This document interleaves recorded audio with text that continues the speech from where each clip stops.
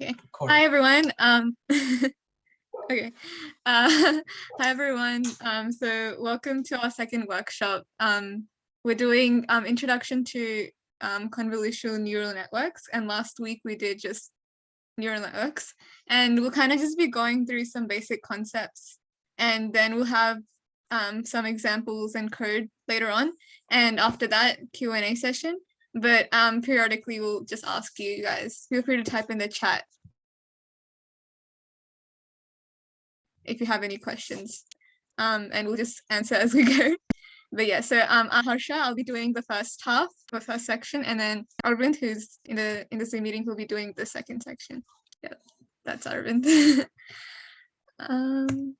Yeah, so I'll just kind of do a recap on what we did last week. So like neural networks are just like basically based on the brain, and they kind of have like a collection of connected units and nodes, and they connect to each other to like kind of influence and like impact each other.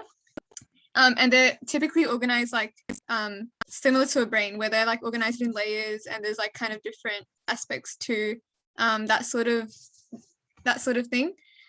Sorry. And so we have different types of learning. Like deep learning is pretty common. It's like kind of a subsection of machine learning, and basically the task is to handle tasks with like with some sample observations. So like they have kind of an input and internal layer to kind of improve the accuracy at the end of that. So it's kind of like an adaptive like kind of network, and they have it's like the more information you feed into neural networks, the better the outcome will be and the better the accuracy will be. So some practical applications are like deep learning, reinforcement learning, and then just a few common ways that those are used. So like driving, cell modeling, things like that.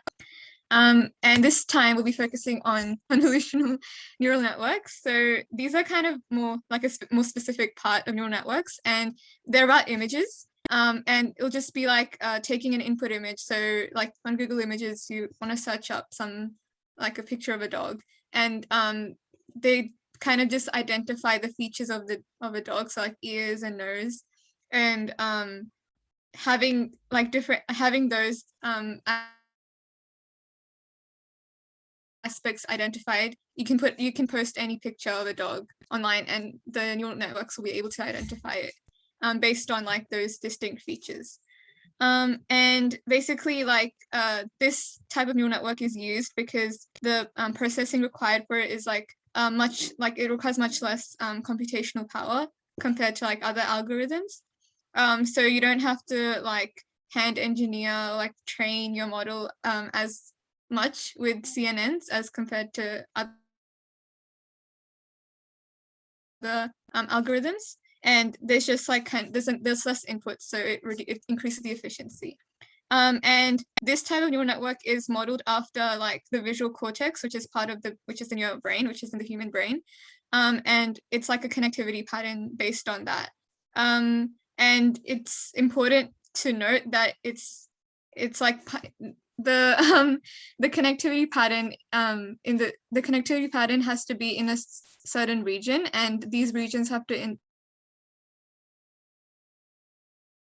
overlap in order to have an actual output. So you can't just get like inputs from anywhere. I think this kind of example will help understand the concept a bit better. So basically like they have this input image, which is like of an image, and they have like certain sections highlighted, as you can see throughout. And after like they calculate the values through matrix multiplication in these different channels, they then flatten. This is all flattened, which is the fully connected neural network. And then after that, they have the output, which you can kind of see in red, the red and green, the external bits. Yeah. And basically I'll kind of touch on how images are flattened, because I think like flattening is like the most, I guess, important part of this process, because that you want to kind of reduce the amount of data you put in to identify like distinct characteristics of an image. So images like pixel values, so they get flattened and be fed into the model, which increases the efficiency.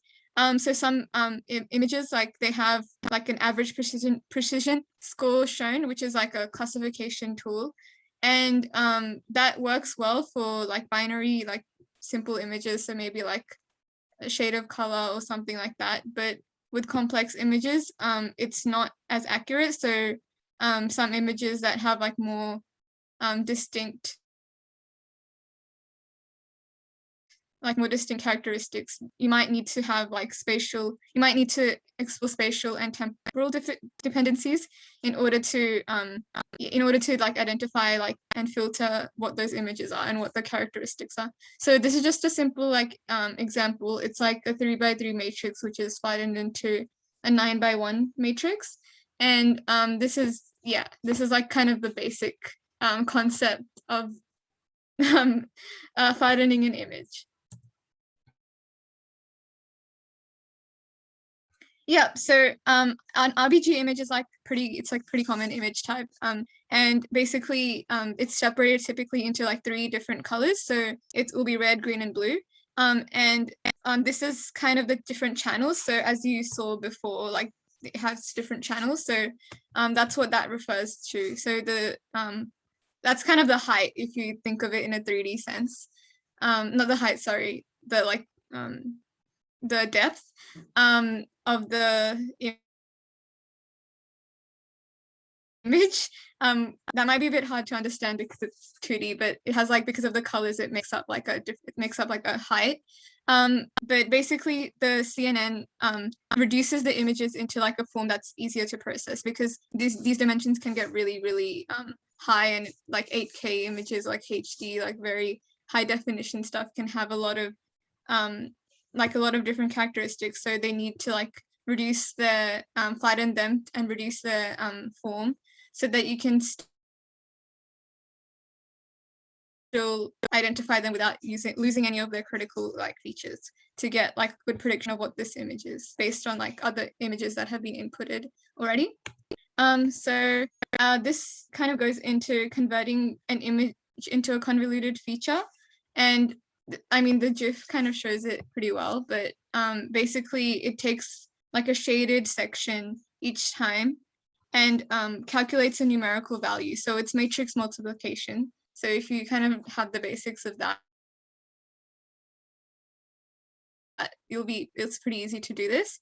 And this is a pretty simple example where they have like a 5x5 matrix and they turn it into a 3x3 matrix. And just some important terms, the yellow section is the kernel and the filter of the image, and it's basically the K value, which is the value that is used to calculate each of the individual values that you see appear in the pink matrix. So that's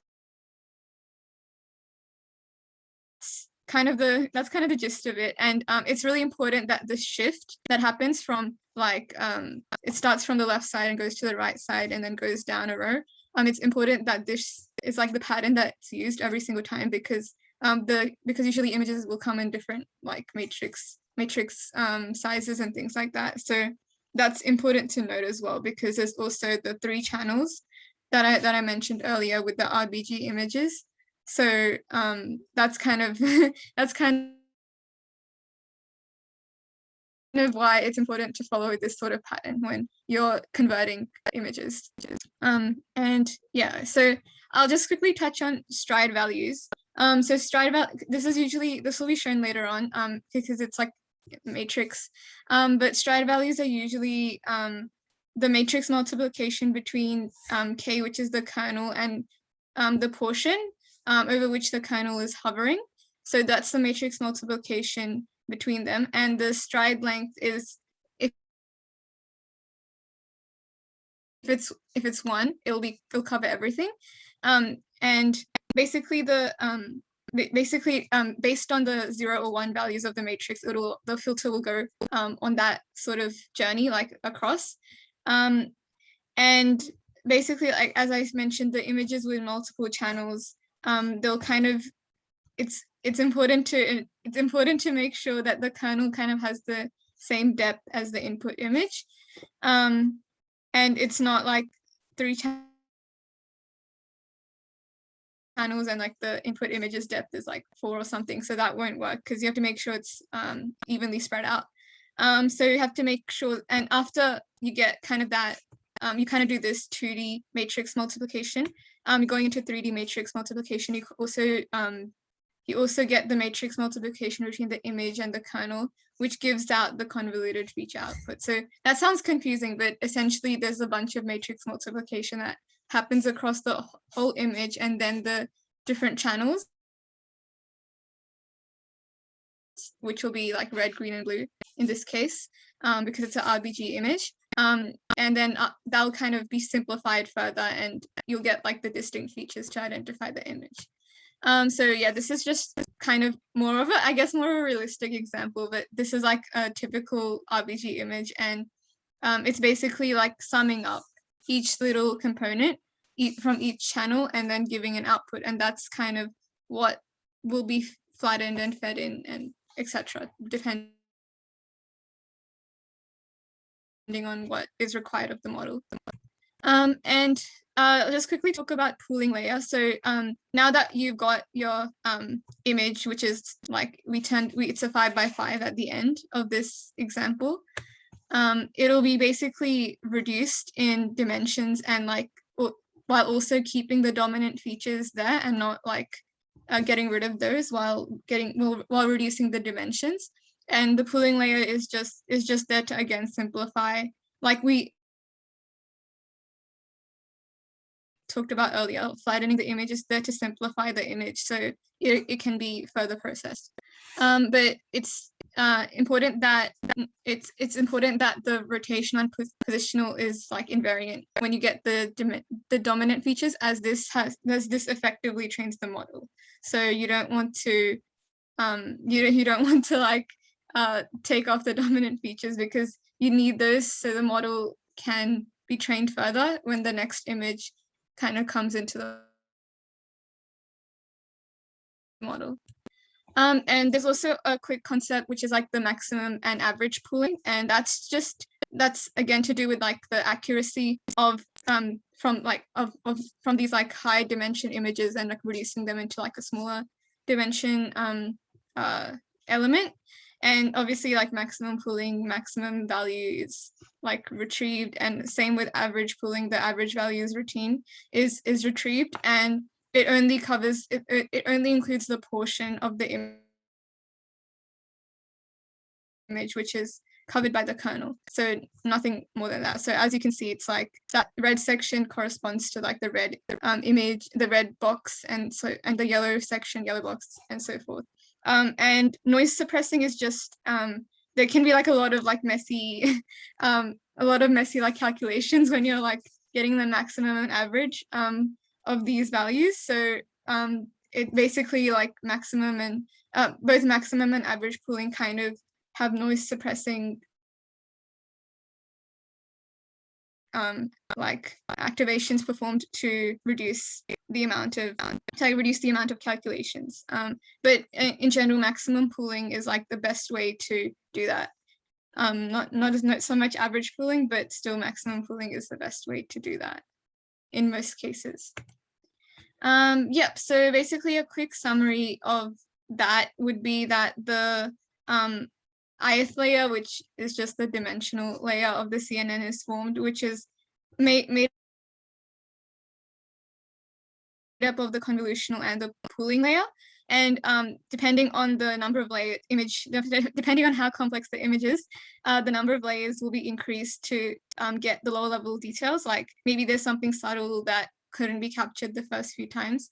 But more like obviously more computational power is needed for that.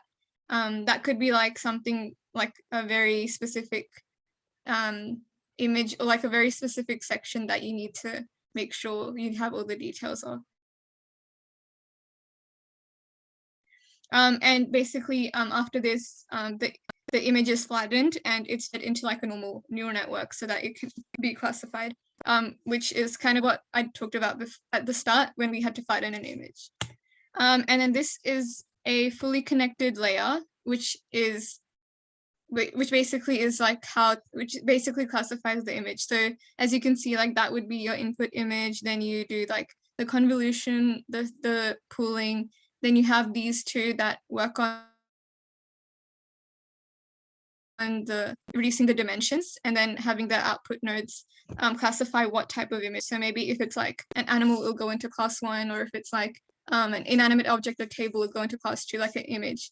You can also do this with simple things like digits. Like if you handwrite like 1, 2, 3, 4, 5, 6, you can handwrite those digits, and technically you can make a model to identify like which digit is what, and that will be covered later on. And this is just like a few, I just listed a few various CNN architectures, and these are like the future CNN architectures and the ones that are currently in development. So like I mentioned, Google Images is like it's like the biggest one, and these are examples of other ones. So yeah, so that's kind of, you can have a quick read through them, but yeah, and it's really good to kind of understand the concepts of this process rather than, I guess, the matrix multiplication part. So that's kind of a quick idea on the background information required for for CNNs. Yeah, awesome. All right. Now for the practical bit. Share this thing. All right. You guys can see my screen. I hope. I'm still recording. All right, great. Okay, so we're going to be using the PyTorch framework. It's a very popular framework made by Facebook. It's a lot more easier to use than TensorFlow. So yeah. So the first thing we're going to do is we're going to load a dataset called the MNIST dataset. And this dataset contains handwritten digits.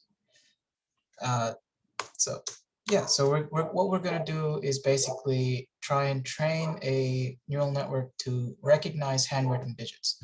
Now, if you were here last week, we did the same thing, except we used a multi-layer perceptron, which is a very simplistic version of neural network. It just has those fully connected layers, doesn't have any fancy stuff other than those things.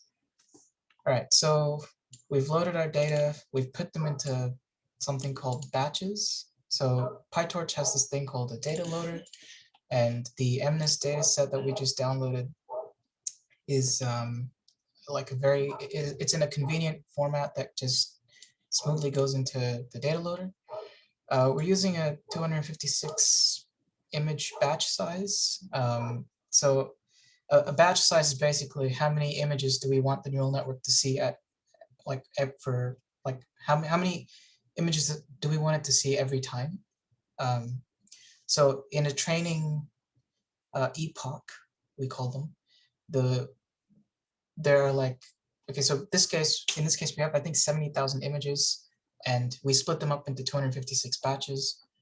And so we look at one batch and then we move to the next one, and we do that multiple times through the training process.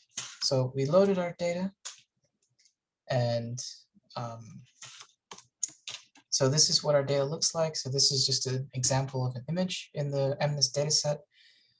So us humans can tell that's a 3. Now what we're trying to do is train a neural network to tell if that's a 3.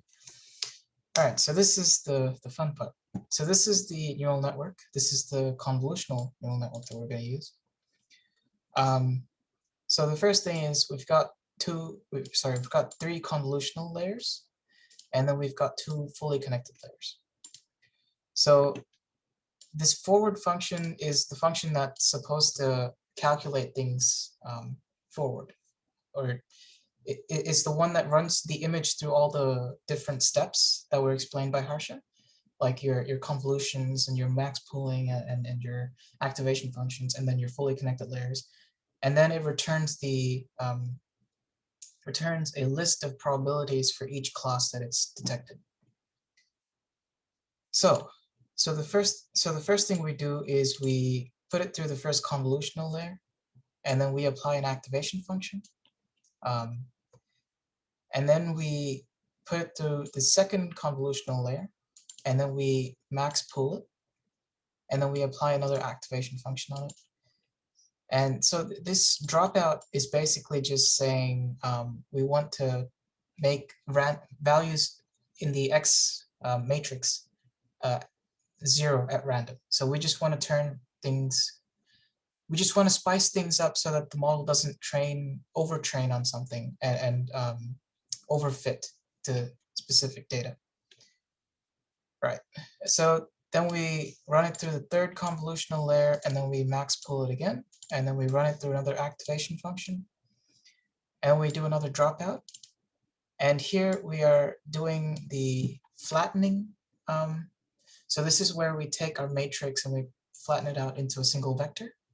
And then we run it through the first fully connected layer, and then through an activation function. We do a dropout again, and then we run it through the second fully connected layer, and then we return the value. That's what we're doing. Now, the question you might ask is, why aren't we using another activation function at the end, like a sigmoid or a softmax? That's because the loss function that we picked, the function that calculates our error, is the cross entropy loss function. That one at the very end calculates the sigmoid. Sorry, is it sigmoid or softmax? I forgot which one it is, but it uses one of those functions with on the data, so that the thing that's coming out of the loss function is already in the form of a probability, so we don't have to really worry about it. Right. So this thing is just testing out our model just to see if it's configured properly and if it actually will accept input and output. So that's the random image that we just generated, and we tried to test that in the model.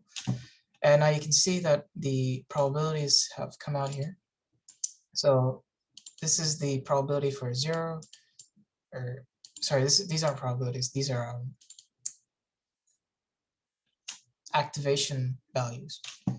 So we can see that none of these are close to 1, right? They're all very close to 0, and that just means that the model doesn't really know what it is in this case. But also because we actually haven't trained the model yet, so it doesn't really know what it's doing. So here we're going to train the model, right? So the first thing we have is the learning rate, the number of epochs we want to run it for, the loss function, which is, as I explained, the thing that calculates your error, the model, and we have an optimizer, and the device that we're going to be running it on.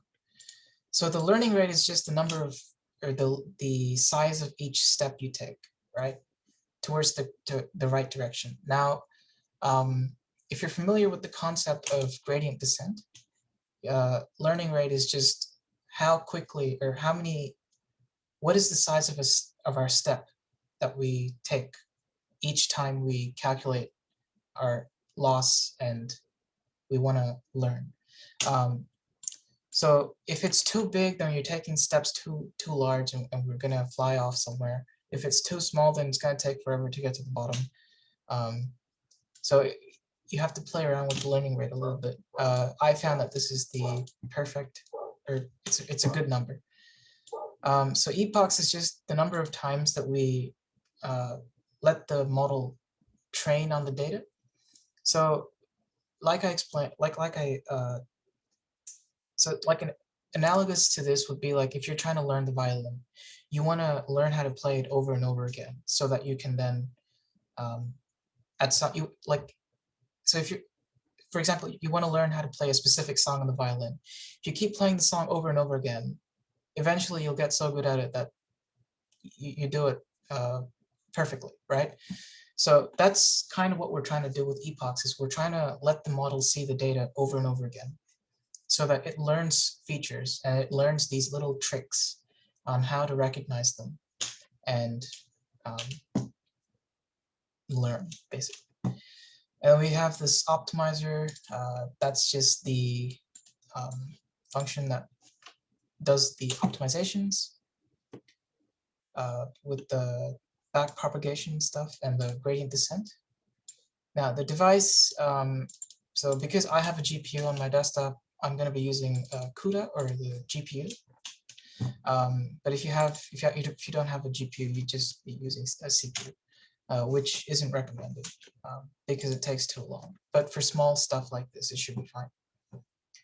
Okay, so now we've got the training loop and we've got the test loop. So in the training loop, we're going to be doing pretty much the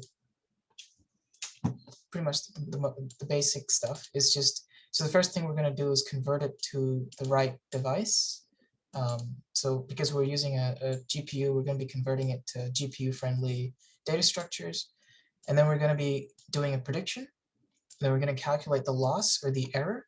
So for example, if I passed in a 5 and it predicted a 3, then we're going to calculate the loss and the error, and then we're going to put it through back propagation. So we're going to put it through back propagation and get all the errors and repeat the steps multiple times. This stuff is just to show how progress is, how the model is going. It's just a neat way to present how it looks. The test loop basically does almost the same thing, except it doesn't do the back propagation. It doesn't tell it what went wrong. All it does is it tries to predict, and then it calculates a loss for the test and an accuracy. And so, yeah. So we just run these. So this is the, I guess, the main loop that we're going to be using. So what we're going to do is, for 7 iterations, we're going to be training the model, and then we're going to test it, and then we're going to do that again. So we're going to train it, test it, train it, test it, train it, test it for 7 times. And over the 7 times, it's going to learn how to pick up. It's going to learn to identify handwritten digits. So just a neat little presentation there. So you can see the loss is already less than 1, which is good. So in that particular epoch, we got an accuracy about 95%, which isn't too bad. And loss has gone down, and we've gotten better at accuracy. And the accuracy got better. We've got the loss is continuously going down, which is good. Loss always has to be, the lower the loss is, the better, and the higher the accuracy, the better. And we're going through epoch number 6. And this is the last iteration.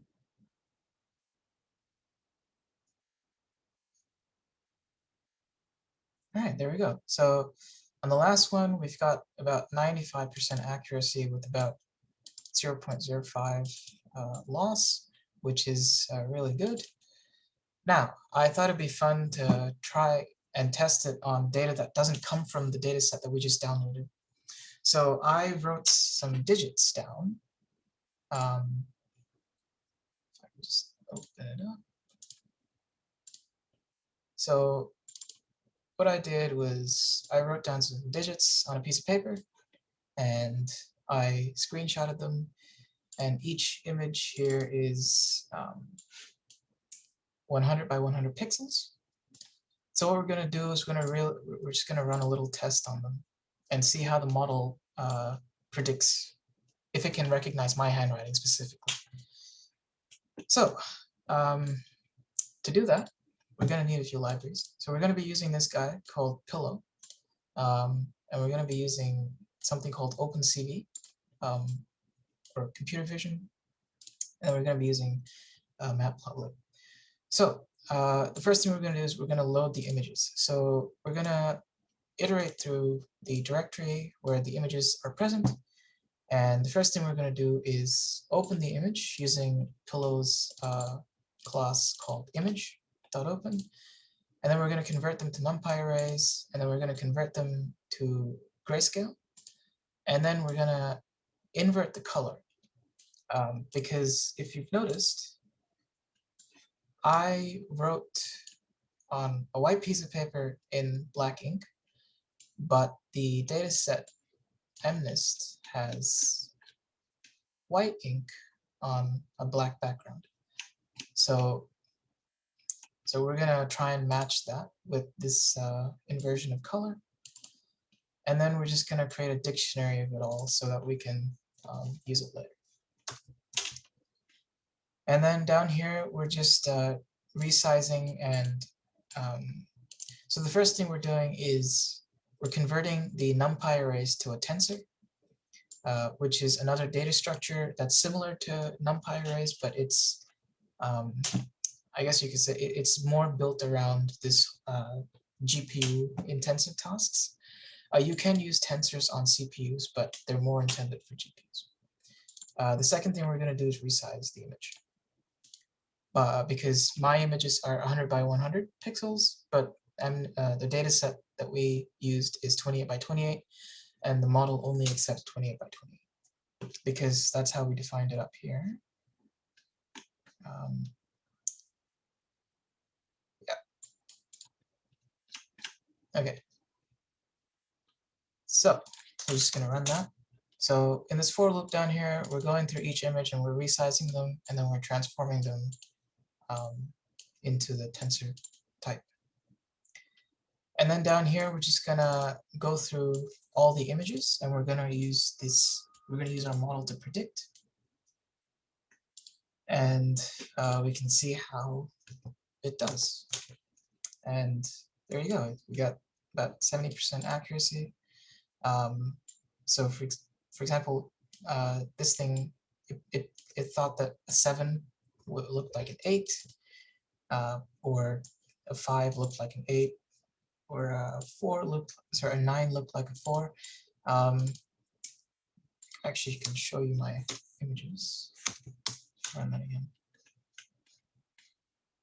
This is worse.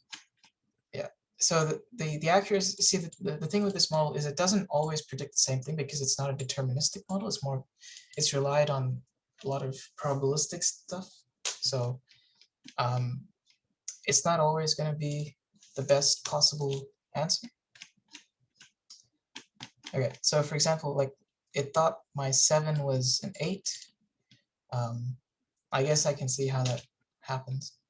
I got the 2's correctly, the 4's correctly, the 0's, and like you can see how it thought a 9 was a 4. That makes sense. You know, people do write their 4's with the tops connecting. So I guess that's okay. That's a confusion point. Yeah. That's entirely possible as well. Yeah, so I don't know how that happened, but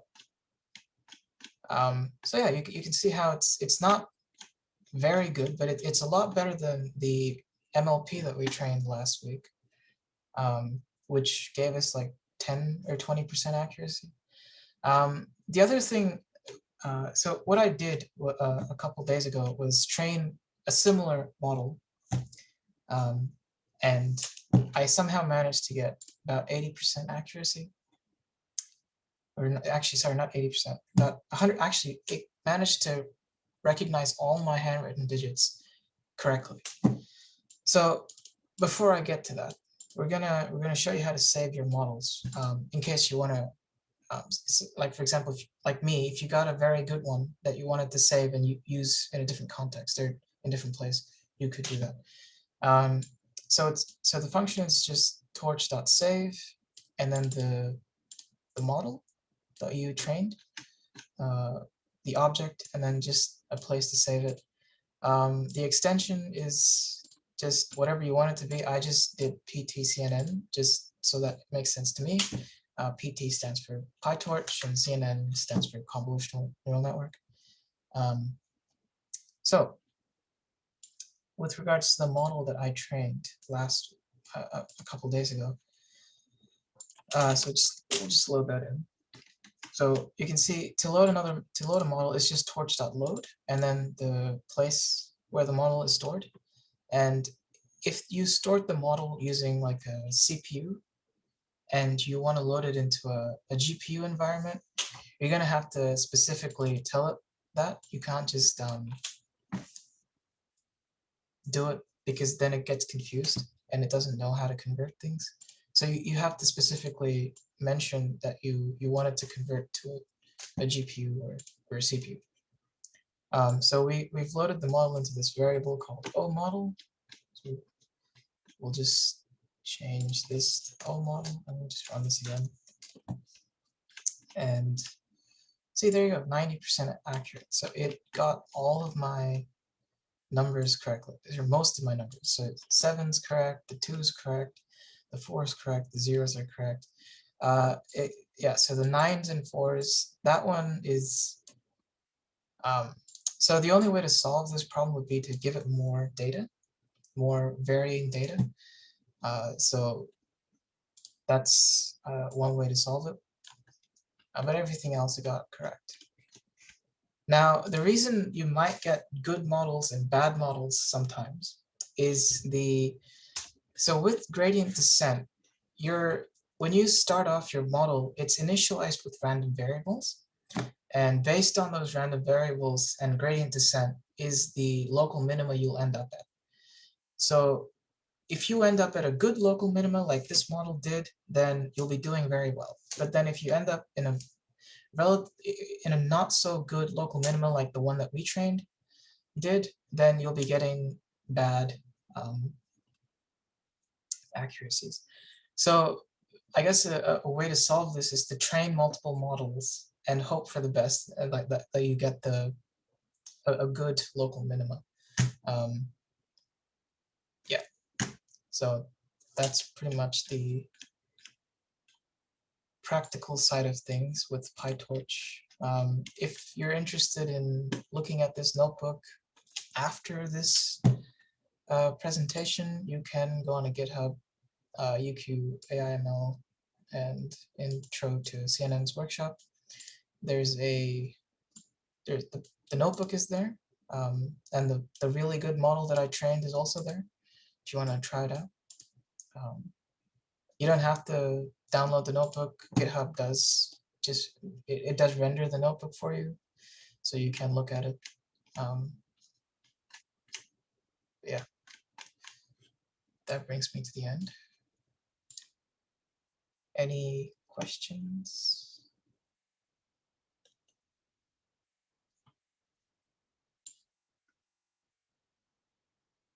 No? All right, well, I'll stop the recording.